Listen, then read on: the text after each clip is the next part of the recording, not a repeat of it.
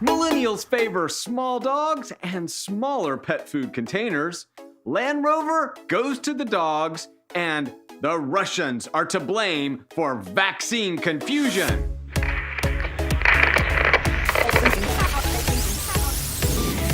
Welcome back to Off-Label Veterinary News, your source for commentary on animals, medicine, and practice life. If this is your first time, go ahead and do me a favor and hit that subscribe button. It means so much. Thank you guys for your patience. I've been away on a surf adventure, and I am back now and ready to catch you up on some of the stories you might have missed. The trend towards smaller dogs and single-serve wet pet food containers was on full display at this year's Super Zoo 2018 and was highlighted in a recent Package Facts study. According to this study, 32% of U.S. pet owners preferred a single-serve container of a wet food. I do have legitimate concerns about this trend. I mean, this is environmentally wasteful and impactful. There's a lot of production and production cost involved, and I really question the need for single-serve pet food. Now, I understand that millennials want everything prepackaged, bundled up with a pretty bow on it so that they can just put it in the oven and say, voila, I cooked it, and I get that trend.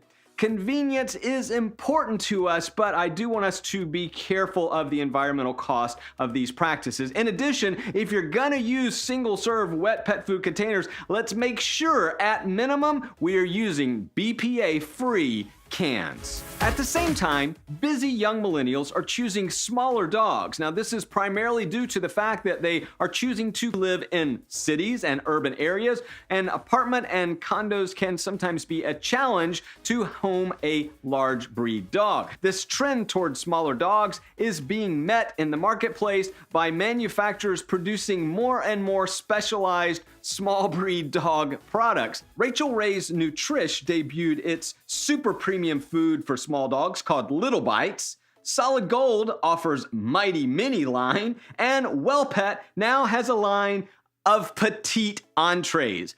All of these just signal to us as veterinary professionals that we better up our game when it comes to smaller dogs. What do you think, off-labelers, about these single-serve pet food containers? And do you see a trend towards smaller dogs in your clinic? Our friends across the pond at Land Rover have announced that they're making life a little more comfortable for our four-legged canine companions. With half of Land Rover owners thought to be dog owners, the business has launched a range of premium pet packs to help their four-legged friends travel in the lap of luxury. They include a premium quilted load space liner to protect against delicate paw prints, a foldable pet carrier, access ramp, spill-resistant water bowl, and a portable rinse system for those muddy British walks. Now, these pet packs from Land Rover will set you back anywhere between $500 and $1,100. And if you're wondering what $500 gets you, it gets you a foldable carrier, a rubber mat, and a water bowl. Let's hope that water bowl is Wedgwood. Now, what I like about this campaign is automakers are starting to realize that we need better accessories for our pet companions. And this is why I am challenging Tesla, my beloved Tesla. What about self-driving cars that are made for furry family members? Come on, let's redesign that interior. It'll make it so much easier for me when you do the driving. What do you think, off-labelers? Would you buy a pet pack from Land Rover? And do you see this trend gaining traction?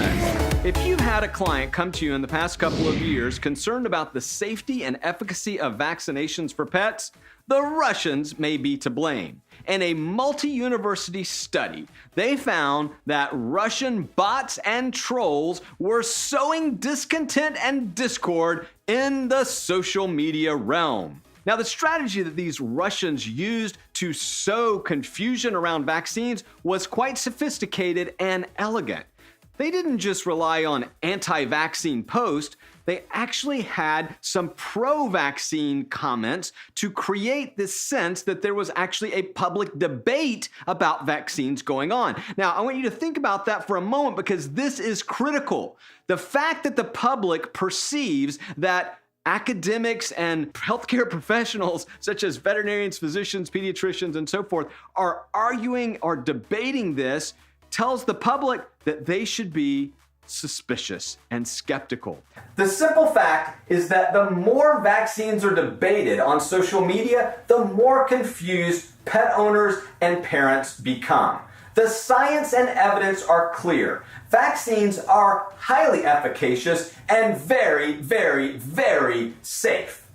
Ultimately, Twitter, Facebook, Google, and other social media platforms must help and ultimately solve this dilemma. I also believe that this study shows us clearly the influence that social media has on our experiences, beliefs, and our definitions of what makes a good parent, human or pet.